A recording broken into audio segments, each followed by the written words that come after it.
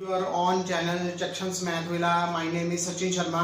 आज मैं आपको आर डी शर्मा की बुक का chapter number 9 class 10th exercise 9.2 10th का थर्ड पार्ट करवाऊंगा। 10th के थर्ड दो पार्ट मैंने पहले ऑलरेडी करवा दिए हैं, अब थर्ड पार्ट करना है 1/2।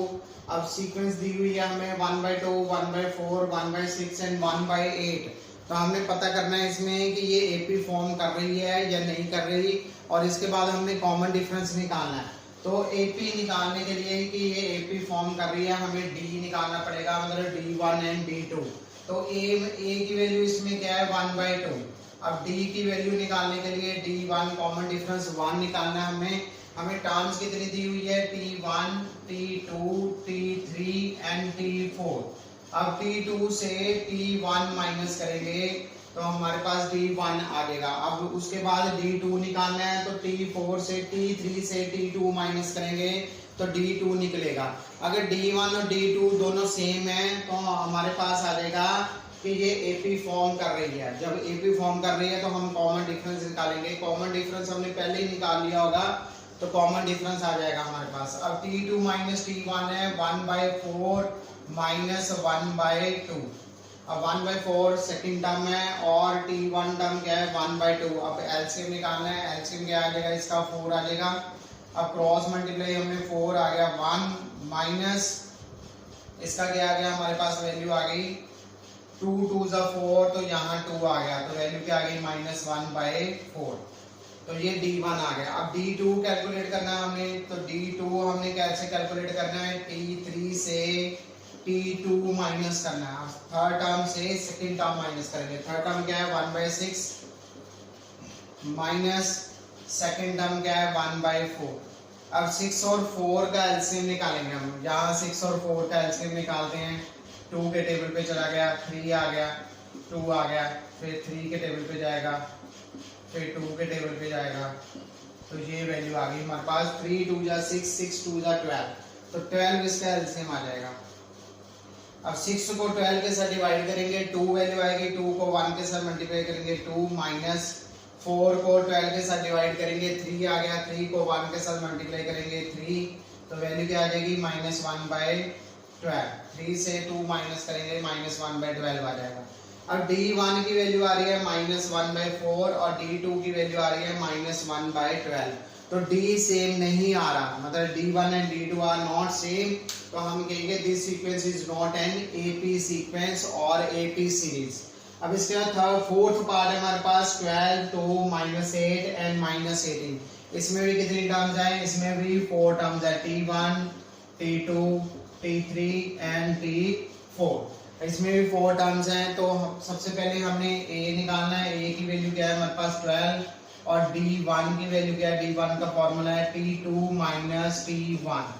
अब सेकंड टर्म से फर्स्ट टर्म माइनस करेंगे। अब सेकंड टर्म क्या है हमारे पास 2 माइनस 12। तो 2 से 12 माइनस करेंगे तो -10 आ जाएगा। तो D1 की वैल्यू क्या आ गई -10। अब D2 वैल्यू निकालेंगे। D2 second common difference D2 is equal to minus T3 minus T2। पहले फॉर्मूला लिखना है T3 माइनस T2। अब T3 कितनी है -8 और T2 कितनी है -2। तो वैल्यू क्या आ गई हमारे पास -10। तो D1 एंड D2 की वैल्यू दोनों की सेम आ रही है। तो ये सीक्वेंस जो है AP फॉर्म कर रही है, AP सीरीज है। तो इसमें कॉमन डिफरेंस क्या आ रहा है हमारे पास, कॉमन डिफरेंस क्या आ रहा है, common difference is equal to हमने कैलकुलेट कर लिया 10 आ रहा है। इसमें कॉमन डिफरेंस -10 आ रहा है। तो हम वैल्यू सबसे पहले वैल्यू कौन सी निकालनी है, हमने D1 वैल्यू निकालनी है और D2 वैल्यू निकालनी है। अगर D1 एंड D2 दोनों सेम आ रहे हैं तो हम लिखेंगे this series is AP series. तो AP सीरीज है तो कॉमन डिफरेंस निकालेंगे। कॉमन डिफरेंस हमने ऑलरेडी निकाल दिया है, D1 and D2 same difference है तो कॉमन डिफरेंस क्या आ गया -10। ओके बच्चों, हाँ जी बच्चों, नेक्स्ट क्वेश्चन है हमारा 10th का 5th part and 6th part. अब 10th का 5th पार्ट है 3 सारे 3 दिए हुए हैं। AP सीरीज में सारी वैल्यूज 3 हैं, मतलब टर्म्स कितनी है T1, T2, T3 and T4। 4 की 4 टर्म्स हमें 3 दी हुई हैं। तो हमने पहले पता करना है कि ये एपी सीरीज बन रही है या नहीं बन रही। तो ए की वैल्यू क्या इसमें आएगी 3 और D1 की वैल्यू हमने कैलकुलेट करनी है T2 माइनस T1। अब T2 की वैल्यू क्या है 3 से 3 माइनस करेंगे तो वैल्यू आ जाएगी 0। अब D2 कैलकुलेट करना हमने। D2 कैलकुलेट करने के लिए बच्चों बहुत बार हमने फॉर्मूला करा है T3 minus T2। T3 minus third term से सेकंड टर्म हम माइनस करेंगे तो दोनों वैल्यू सेम ही है तो आंसर क्या आ जाएगा 0 आ जाएगा।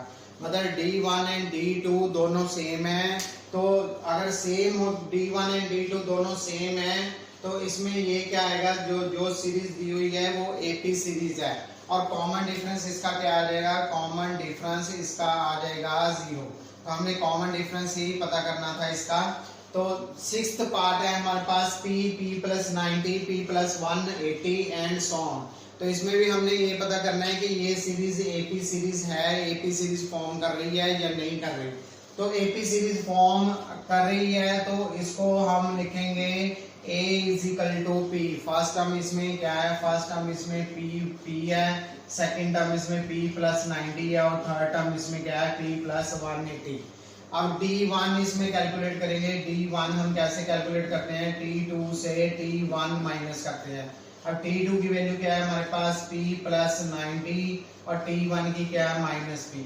अब P इसमें माइनस का आ रहा है, एक प्लस का आ रहा है तो दोनों कैंसिल हो जाएंगे, वैल्यू क्या आ जाएगी हमारे पास 90। तो D1 क्या आ गया हमारे पास 90। अब हमने D2 कैलकुलेट करनी है। अब D2 कैलकुलेट करने के लिए हमें T3 से T2 माइनस करना पड़ेगा। अब T3 क्या है हमारे पास P प्लस 180 माइनस, अब T2 की वैल्यू क्या है P माइनस 90, माइनस साइन अंदर जाएगा दोनों को माइनस कर देगा तो P कैंसिल हो गया, एक प्लस का एक माइनस का। तो 180 से 90 माइनस करेंगे तो हमारे पास 90 आ जाएगा। तो दोनों की वैल्यू जो है वो सेम है, D1 भी 90 आ रहा है, D2 भी 90 आ रहा है। तो इससे हमने प्रूव कर दिया कि this series is an AP series, AP sequence form कर रही है। जब AP सीक्वेंस फॉर्म कर रही है तो इसका कॉमन डिफरेंस कितना होगा, इसका कॉमन डिफरेंस होगा 90, इसका कॉमन डिफरेंस होगा 90। ओके बच्चों, हाँ जी बच्चों, नेक्स्ट पार्ट है हमारे पास 10th का 7th पार्ट और 8th पार्ट। तो सेम कैलकुलेशन करनी है हमने, सेम पता करना है इसमें कि ये AP सीरीज फॉर्म कर रही है और उसके बाद हमने कॉमन डिफरेंस निकालना है। तो D1 D2 हम निकाल लेते हैं, इसमें निकाल के हमें पता चल जाएगा कि AP सीरीज जो है वो बन रही है। अगर कॉमन डिफरेंस सेम आ रहा है, D1 एंड D2 सेम आ रहा है तो ये AP सीरीज है। अगर D1 D2 सेम नहीं आ रहा तो ये AP सीरीज नहीं है। तो सबसे पहले 7th पार्ट है। 7th पार्ट में A की वैल्यू क्या है 1.0। अब D1 कैलकुलेट करना है तो D1 का फॉर्मूला सेम, जितने भी मैंने पार्ट्स कराए हैं सब में सेम फॉर्मूला लग रहा है। D1 कैलकुलेट करने के लिए T2 माइनस T1 लगाना है। तो इसमें टर्म्स कितनी दी हुई हैं, T1 T2 T3 and T4। अब 4 टर्म्स दी हुई हैं तो हमने कैलकुलेशन करनी है D1 और D2 की। अब T2 क्या है हमारे पास 1.7 माइनस T1 क्या है 1.0। तो 1.7 से 1.0 माइनस करेंगे तो हमारे पास वैल्यू क्या आ जाती है 0.7। तो D1 की वैल्यू क्या आ गई हमारे पास 0.7। अब D2 की वैल्यू कैलकुलेट करनी है तो D2 की वैल्यू कैलकुलेट करने के लिए हमें T3 से T2 माइनस करना पड़ेगा। अब T3 माइनस T2, अब थर्ड टर्म से सेकंड टर्म माइनस करेंगे तो 2.4 को 0.1.7 से माइनस करेंगे तो 1 माइनस करेंगे तो 14 से 7 माइनस करेंगे तो 7 आ जाएगा। तो 1 माइनस 1 0 तो 0.7 इसकी वैल्यू आ गई। D2 की वैल्यू भी कितनी आ गई 0.7। तो D1 की वैल्यू भी 0.7 थी और D2 की वैल्यू भी 0.7 है। तो इसका मीन्स कि ये सीक्वेंस जो है वो AP सीरीज फॉर्म कर रही है, AP सीक्वेंस है। तो ये AP सीक्वेंस है तो इसका कॉमन डिफरेंस क्या आ जाएगा, कॉमन डिफरेंस हमने ऑलरेडी कैलकुलेट कर लिया है 0.7, इसका कॉमन डिफरेंस आ जाएगा। तो ये 7th पार्ट हो गया 10th का 7th पार्ट। 10th का 8th पार्ट में भी हमने सेम वैल्यू निकालनी है। इसकी टर्म्स कैलकुलेट कर लेते हैं T1 T2 एंड T3। तो 3 टर्म्स हैं इसमें, 3 टर्म्स के लिए हम कैलकुलेशन करेंगे। तो a की वैल्यू इसमें क्या आएगी -225, 225 इसकी a की वैल्यू है। तो d1 कैलकुलेट करना है। d1 की वैल्यू क्या है, t2 से हम t1 माइनस करेंगे। अब t2 की वैल्यू क्या है -425 और माइनस साइन ये वाला आ गया, और t1 का भी साइन माइनस में है 225। तो 425 से 225 माइनस करेंगे तो हमारे पास वैल्यू क्या आ जाएगी, ये 425 आ गया प्लस 225 आ गया, तो माइनस होगा तो -200 आ जाएगा। तो d1 की वैल्यू क्या आई -200। अब d2 की वैल्यू कैलकुलेट करनी है। d2 की वैल्यू भी सेम कैलकुलेट करेंगे, t3 से t2 माइनस करेंगे। अब t3 से t2 माइनस करी है तो t3 की वैल्यू क्या है -625, माइनस का साइन है और सेकंड टर्म के आगे भी माइनस साइन है तो -225 आ जाएगा। तो माइनस माइनस प्लस 625, ये माइनस और ये माइनस प्लस हो जाएगा तो 425 आ जाएगा। तो वैल्यू क्या आ जाएगी हमारे पास, फिर वही माइनस का क्या आ जाएगा 200, माइनस का 200, d2 की वैल्यू आ गई। ये d2 की वैल्यू है और ये d1 की वैल्यू है। d2 की और d1 की वैल्यू सेम है तो हम इससे क्या हमें पता चलता है कि d1 and d2 are same. तो this sequence is an AP sequence और एपी सीरीज। अब इसका कॉमन डिफरेंस हम क्या लिखेंगे, कॉमन डिफरेंस इसका सेम आ जाएगा CD इक्वल टू -200। तो कॉमन डिफरेंस क्या आ जाएगा इसका -200। ओके बच्चों।